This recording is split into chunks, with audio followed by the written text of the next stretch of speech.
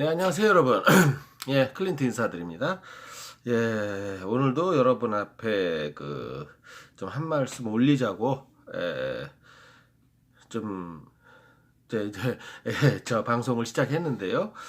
요즘은 한 말씀이 아니고 자꾸 여러 말씀이 돼요. 하도 이제 이렇게 좀 급변하고 있으니까, 상황이 급변하게 돌아가고 있으니까, 뭐, 또 시진핑이 평양을 다녀갔다 그러죠. 예, 뭐 그런 식으로 뭐 급변하고 있기 때문에 여러 말씀을 드리게 되는데 오늘도 제가 한두 가지 말씀을 좀 드릴 텐데 우리가 같이 한번 생각해 보는 시간을 가졌으면 해요. 가장 중요한 거는 지금 요번에 참 심각한 목선 사태 있지 않습니까? 우리 육해공군과 해경이 모두 못 잡아낸 이게 얼마나 심각한 문제냐면은 제가 일전에도 말씀드렸습니다마는 이것이 만약에 무장 간첩이었으면 어떡할 뻔했느냐 하는 심각한 거를 그리고 저뿐만이 아니고 뭐 여러 분들이 이 부분을 지금 패널들이 나와서 지적하는데 뭐 제가 채널 A나 TV조선이나 이런 그 패널들이 나와서 하는 말을 보면 항상 거기 더불어공산당을 지지하고 이렇게 감싸주는 발언을 하는 요즘은 이 목선에 대해서는 그런 패널들이 하나도 안 나와요. 할 말이 없어서인 건지 지들도 입이 10개라도 안 보이더라고요. 자, 그래서 오늘은 이 목선의 심각성을 우리가 이번에 발생한 거는 제가 좀 이제 여러분 앞에 잠깐 소설을 한번 잠깐 써볼게요. 제가 뭐 글 쓰는 재주는 없습니다만은 잠깐 소설을 쓰는 듯한 소설 같은 말씀을 한번 드려보자고 이제 시작하는 건데요. 자, 이번에 목선이 다름 아닌 먼저 영상에서도 말씀드렸지만 북한군 특수군이 타고 왔다면 큰일 날 뻔했다 그랬잖아요. 그리고 이 목선에 대여섯 명이 탑승할 수 있는데 한 10척만 내려와도 북한군 특수군이 한 5, 60명이 한꺼번에 특히 삼척같이 크지 않은 도시를 북한군 특수군이 순식간에 점령해 버리는 건 사실 일도 아니지 않습니까? 그랬을 적에 그들이 삼척 시민을 인질로 잡고 우리 군과 대치한다면 그러면서 무엇인가를 요구한다면 어차피 그들은 살아 돌아갈 생각이 없는 자살 특공대들이에요. 그런 사람들이 대치한다면 우리가 북한이 요구하는 걸 돈을 달라면 돈을 주고 쌀을 달라면 쌀을 주고 뭐 철도를 놔달라면 철도를 놔줄 다 들어줄 수밖에 없죠. 그런데 이제 이 목선이요 똑같은 조건 하에 서해안으로 내려왔다고 쳐봐요. 삼척도 중요합니다만 서해안은 더 커요. 왜냐하면 서해안에는 우리의 서울, 인천, 또 거기에 경기도 내에 큰 도시가 어디 한두 개입니까? 이런 쪽으로 목선이 침투해서 뭐 강화도, 뭐 월미도 이런데 특히 일요일 날 같은데 월미도에 관광객이 얼마나 많아요. 이런데 들어왔을 거를 상상하면 끔찍하다는 얘기죠. 그리고 또 여기다 대고 이 잘난 문빨 정부에서 뭐 NLL을 무시하고 뭐 남북 공동 어로 수역을 연해, 그리고 뭐 어선에 한해서는 무슨 한강까지도 개방하겠다는 이런 개나발 같은 소리를 하지 않았습니까? 그리고 이제 이것이 미북 회담이 잘 되면 이렇게 추진한다 어쩐다 그러다가 이제 뭐 미국 회담이 결렬됐는데 뭐 미국 회담과 상관없이 남북 공동 어로 수역을 만들자는 이런 개소리를 하고 있는 건 지금 문빨 정부의 일관된 정책이거든요. 그런데 이게 무슨 문제가 생기냐면은 어선에 한해서 진입을 허용하겠다는 건데 걔네들이 어선이 어디 있고 군선이 어디 있습니까? 어선같이 생긴 배에 어부로 가장한 특수부대 요원들이 타면은 끝장난다는 거죠. 그리고 겉은 어선으로 포장됐으니까 이게 협의가 된다면 그대로 받아들여줘야 되겠죠. 우리 해군이나 해경이. 그리고 더더군다나 한강까지 열어준다면. 그리고 얼마 전에 대한민국 국방부가 뭔 미친 짓인지 북한 인민무력부에 우리 서해안 해상도를 갖다 바치지 않았습니까? 무슨 여기로 오면은 암초가 있고 여기는 삼각주가 형성돼 있어서 그러니까 뭐야, 잠수함들 다 피해서 오란 얘기 아닙니까? 아니, 이런 해상도를 북한에다 왜 넘겨주는 거예요? 대한민국 국방부가. 참 한심하기가 정말 점이 가경이죠. 그런데 문제가, 제가 이제 소설을 쓴다 그랬지 않습니까? 이런 식의 동해안으로 왔던 목선을 타고 한강까지 열어준 상태에서 이들이 한강 상류로 기어 올라와서 마포나 노량진으로 내려온다면 큰일이라는 거죠. 이들이 무차별 사격을 했을 경우에. 그리고 전방에는 또 뭐 GP를 다 폭파해버리고 벌써 9개 사단이 와해되고, 또 지뢰를 제거해서 북한 간첩들 그냥 안심하고 걸어와도 되게끔 해주는 이제 시스템을 완료해주면 땅으로 바다로 침투해서 이들이 속된 말로 청와대로 들어가서 문재인이를 인질로 잡고 항복해라 했을 때, 자, 소설입니다. 자, 문재인이가 항복했다고 칩시다. 자, 이제 김정은하고 짜진 거죠. 자, 대한민국 국가 원수가 항복했으니까 어떻게 해야 될까요? 대한민국을 북한에다 바쳐야 되는 겁니까? 아니면 국가 원수가 항복했거나 말았거나 나머지 군대가 짱짱하게 남아있으니까 국가 원수를 무시하고 우리가 북한을 반격해서 이걸 속된 말로 박살을 내버려야 되는 거예요. 문재인이가 내가 대통령이 항복했으니 대한민국이 항복한 거나 마찬가지다. 자, 모든 군인들, 대한민국 군인들 총 내려놔라 하면 어떻게 해야 되는 거예요? 내려놔야 되는 겁니까? 이거 끔찍한 얘기예요. 이런 시나리오를 짜고 있지 않다고 누가 장담하겠습니까? 문빨과 김정은 그 똥돼지 사이에.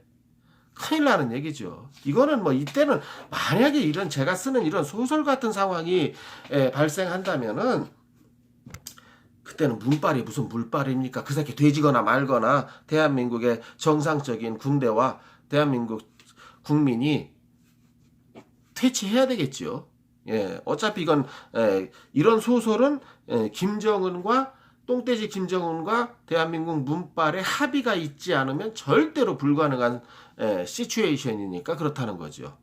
다만 이제 대한민국 국민 내에서도 좀 찜찜한 데가 있죠. 이제 어제도 영상에서도 말씀드린 그 전라민국, 이제 이들은 또 문재인을 지지하겠지요. 자, 국가 원수가 항복했으니 우리가 대한민국이 항복하는 게 마땅하다. 우리는 이제 조선인민민주주의 공화국으로 들어가야 된다고 이제 참 이 전라도 깽깽이들 참 문제가 많습니다. 이제 뻔하라 전라도 국민의 90%가 이제 그러고 뭐 광주에서 옛날 5.18 광주 사태처럼 뒤집어지고 난리가 나는 이런 소설이 일어나지 않는다는 무구장이 없는 좀 뜨끔한 생각이 들어서 한번 소설 같은 얘기를 여러분들께 한번 해보는 겁니다.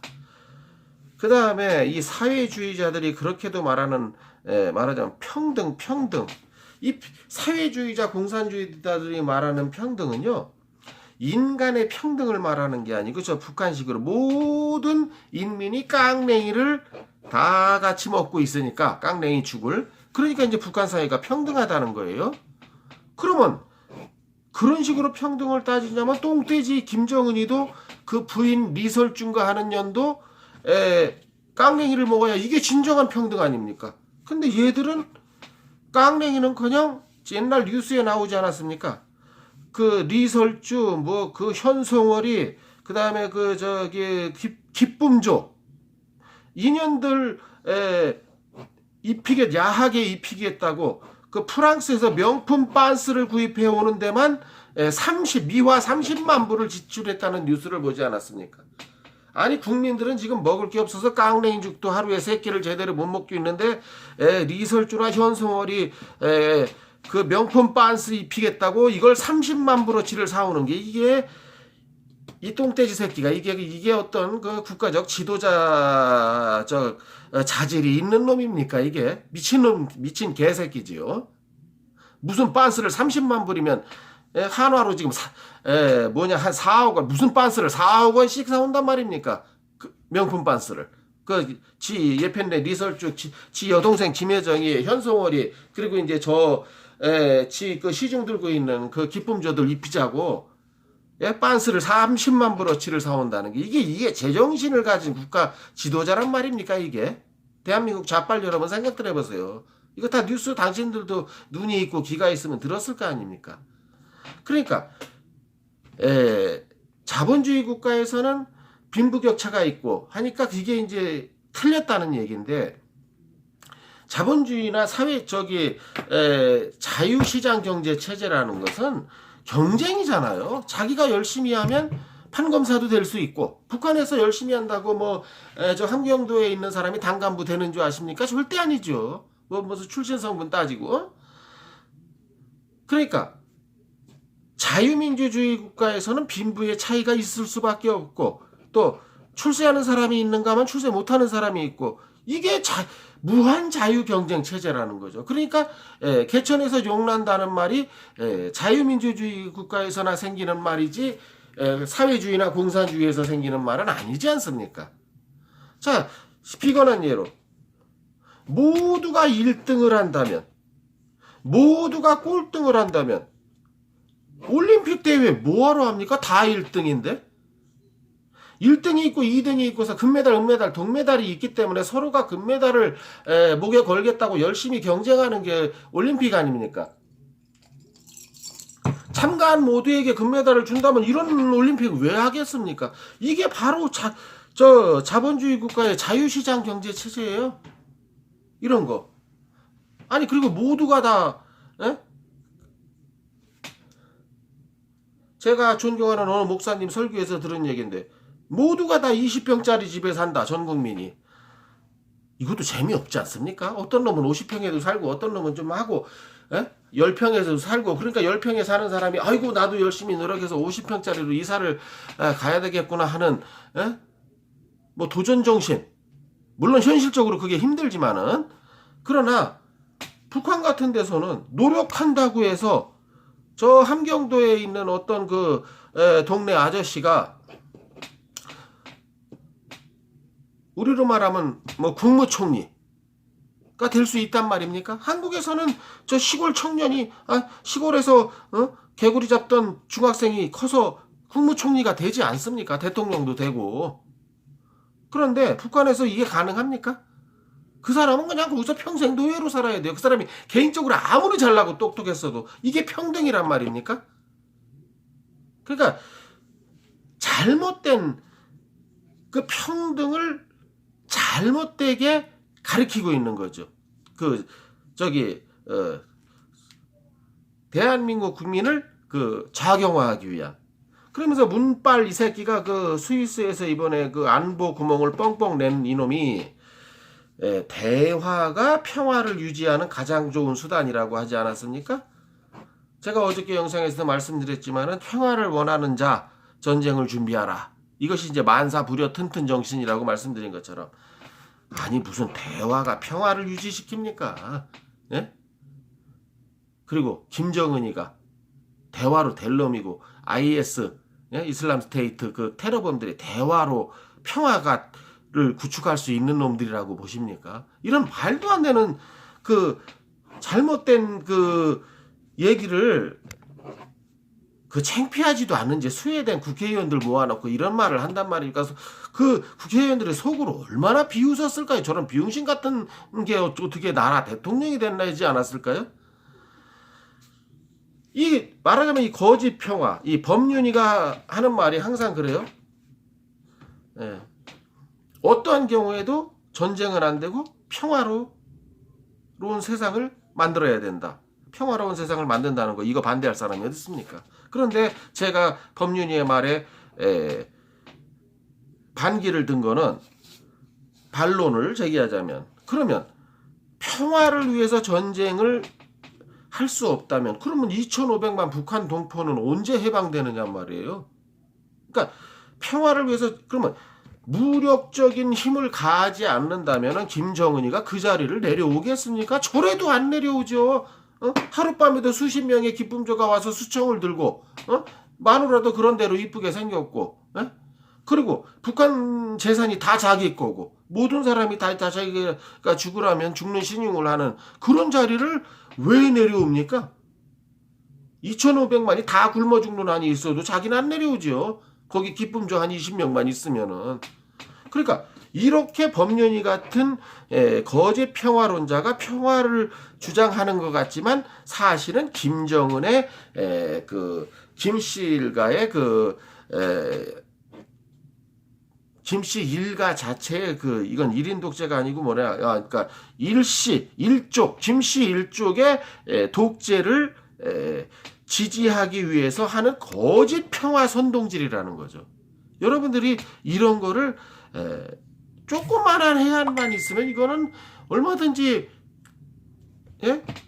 캐치할 수 있는 거 아니겠습니까? 그러니까 진정한 노예 해방을 위해서는 제재로도 안 되고 뭘로도 안 된다면 제가 말씀드린 대로 최선이 없으면 좌선으로 간다고 필요 악인 전쟁이라는 수단을 통해서라도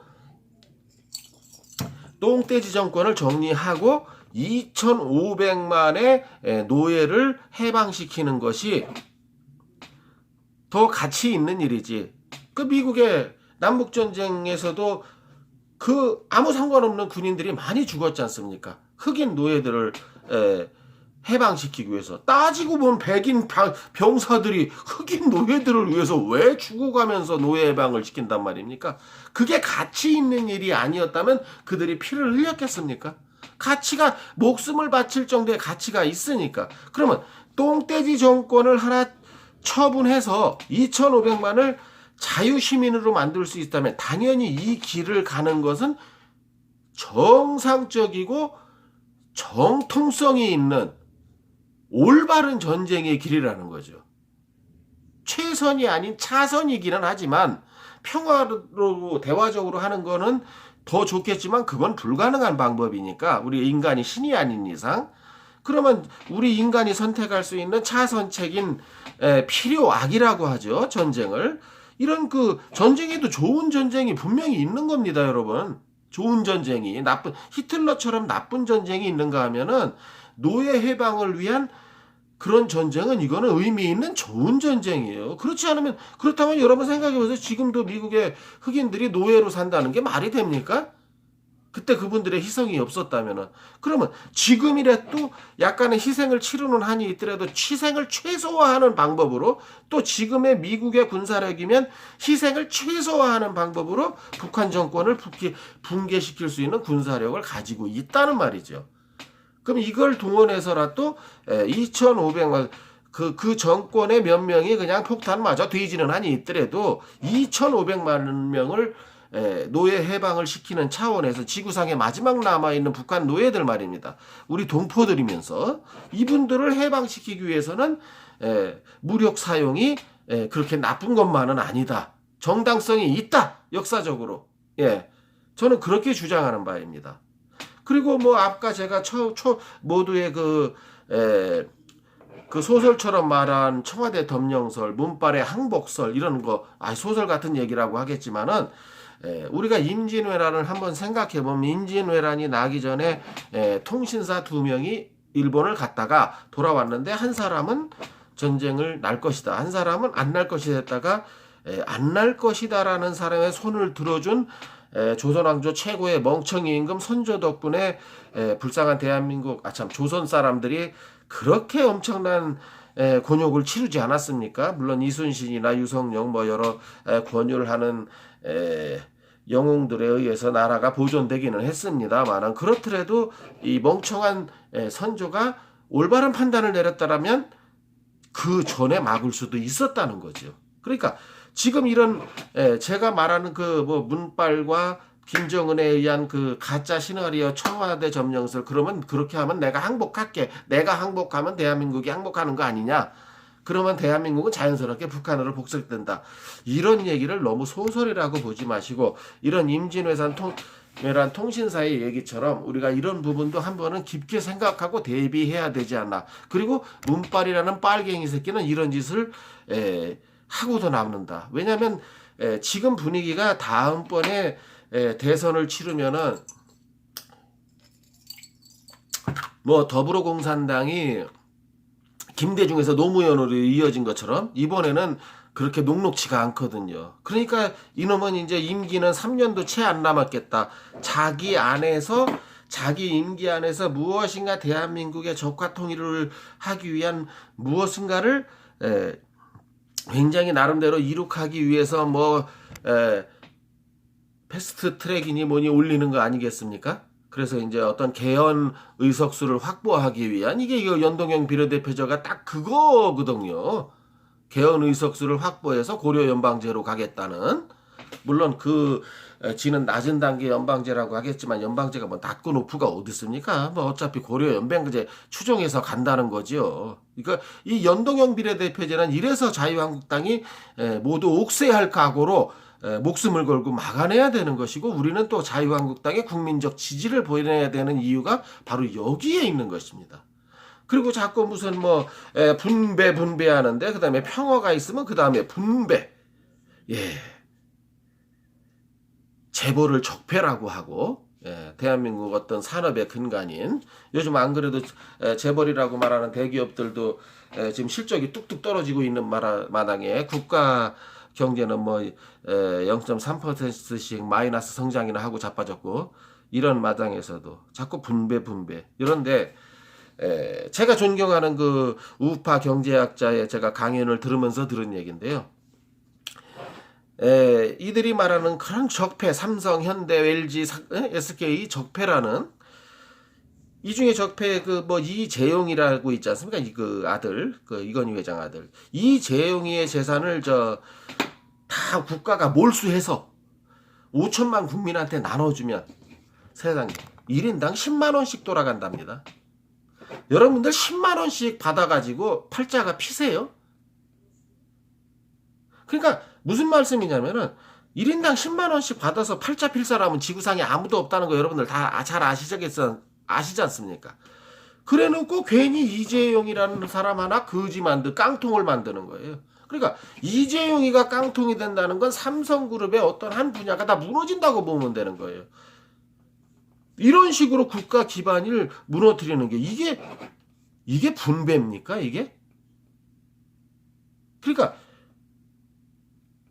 골고루 잘 먹고 잘 살게 분배한다. 이 공산주의 이론이잖아요. 그런데 문제는 골고루 된 분배도 되지도 않거니와 10만 원을 받는다고 해서 여러분들한테 정부에서 10만 원 준다고 해서 그것도 내일도 주고 모레도 주고가 아니고 일생에 한 번 10만 원 준다고 해서 여러분 팔자가 피십니까? 이런 말도 안 되는 분배 정책으로 가고 있는 게 완전히 지금 사회주의 국가로 가는 꾸고 있는 거예요. 아니 재벌이 왜 적폐입니까? 그럼 재벌이 적폐라면 정치인들은 왜 그렇게 삼성, 현대, 대한항공에 압력을 넣어서 지 새끼들, 지 새끼나 지 친척들, 친인척들, 취직시 왜 적폐에다가 왜 집어넣으려고 지랄이에요? 압력을 행사하고. 자 보세요. 그러니까 이거는 어떤 대한민국 경제 근간을 흔드는 거예요. 이런 일만 저지르고 있는 게 지금 문빨 정부라는 이런 총체적인 총평을 한번 여러분들과 오늘 나눠보는 겁니다. 그 목선 하나도 대한민국 국가 안보 아무 이상 없다고 야당에서 그렇게 군인들이 PC방 가고 당구장 가고 일과 후에 그런 문제를 가지고 군 기강 회의를 얘기했더니 아무런 문제가 없다더니 이번에 이런 일이 털커덕 터지지 않았습니까? 이런 특수부대가 동해안으로 오는 것도 무섭고 서해안으로 오는 건 더 무섭다는 거죠. 대한민국 심장부가 서해안에 서부 쪽에 다 있지 않습니까? 서울, 인천이니 경기도의 수원, 의정부 하는 그런 큰 수많은 도시들.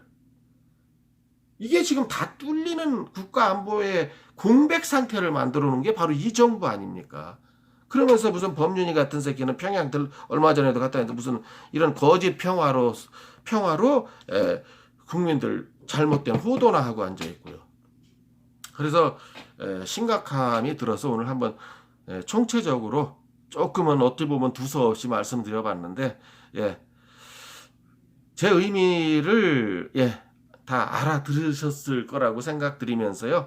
오늘도 구독과 좋아요 버튼으로 제게 좀 호응해 주시기를 간절히 부탁드리면서 오늘 말씀 마치도록 하겠습니다. 대단히 감사합니다. 안녕히 계세요.